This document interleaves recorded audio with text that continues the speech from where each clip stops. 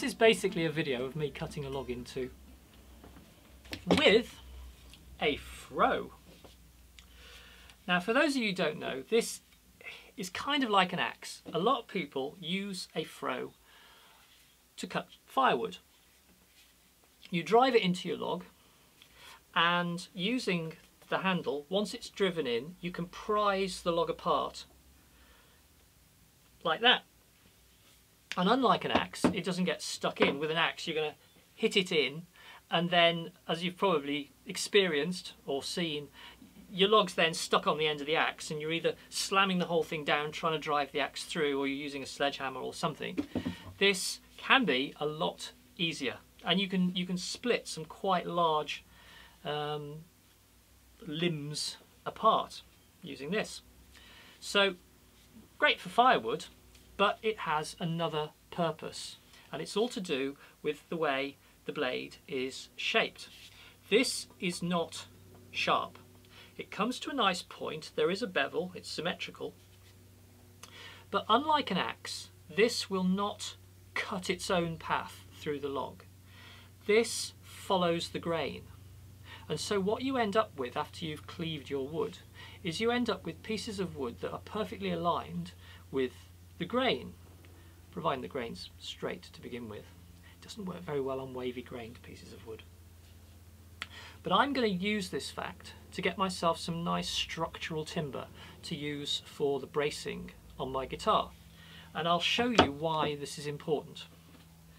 I have here 3 pieces of wood, all identically shaped, a little bit crudely cut, but all identically shaped. Now they're identically shaped, but there is a significant difference between these 3. This one, the grain is running perfectly straight, perfectly parallel to the sides. This one is complete opposite. The grain is going across the piece, and this one is sort of halfway between the two. The grain is running at a sort of maybe 30-degree angle across the piece. So there's lots of areas where the grain, the fibres are coming out of the top surface of the wood, as you can see in that view. Now the relative merits of these pieces of wood become obvious when you consider their strength. Now this one, the cross grain piece, breaks really easily. Now this one, the straight grain piece, I suspect is going to be a small challenge to break. Let's see.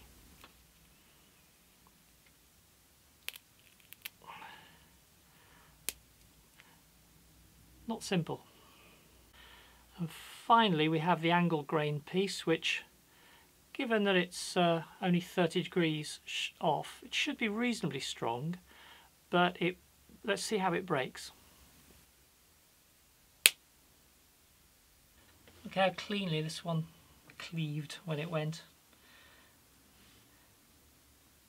It had a little bit of strength, much more than the cross grain piece, but when it went catastrophically and just cleaved apart straight along the grain line.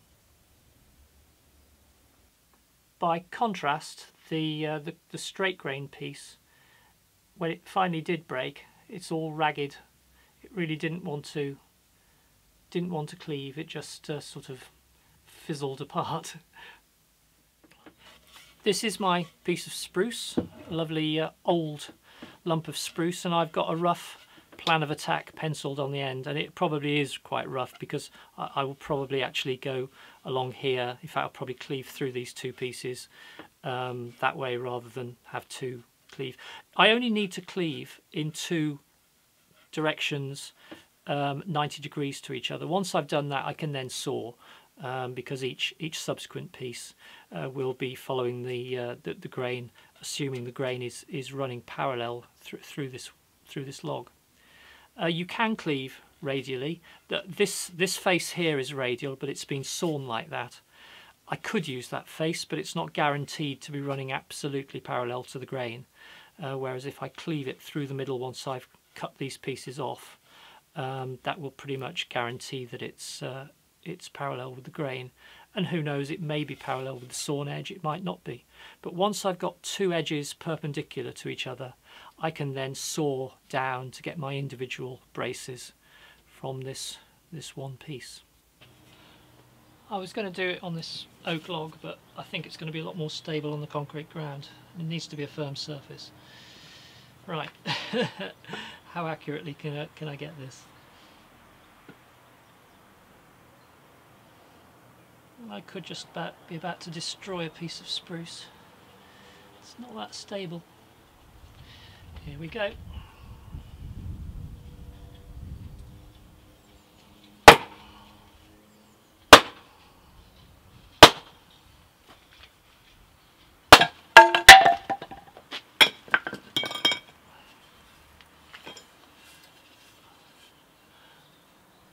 I'd say that's perfect. That's a beautiful surface. Silky smooth. With a couple of little lumps, but I will be planing and sanding. Right, it's starting to rain. Grain goes off a little bit, actually. But that's okay. The rest of the grain is straight, but it shows you how it follows the grain. Can you see that? Let me focus.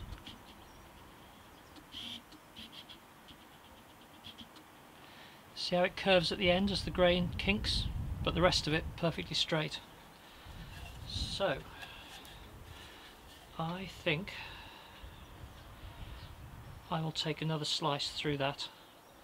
I'm just going to do 2 cleaves at 90 degrees to each other. I'll just eyeball it.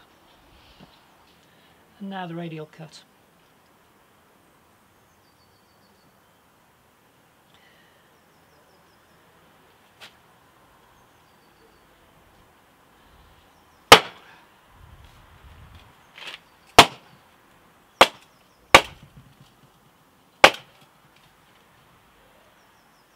And as you can see, that one hasn't gone quite so straightforward.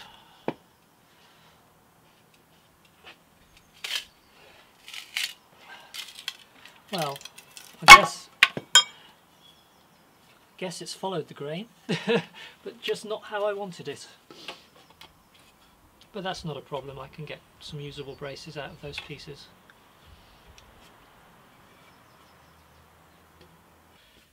And so we see both the benefit and the curse of doing it this method. The curse being that we've got far less usable material in this spruce than I had hoped for, but this has illustrated exactly why we would use this method, in that I now have a face here that is going with the grain. The reason I think it is going with the grain, you can see this line here is parallel with it and comes off over here. So once we've sawn this level with this face, we should have much stronger bracing material. Not as much of it as I'd hoped. We can get some braces out of this because I will need some small little finger braces, but for the main cross braces they will have to come from this almost diagonal section, but I guess that's okay. Thank you for watching. I hope this was useful.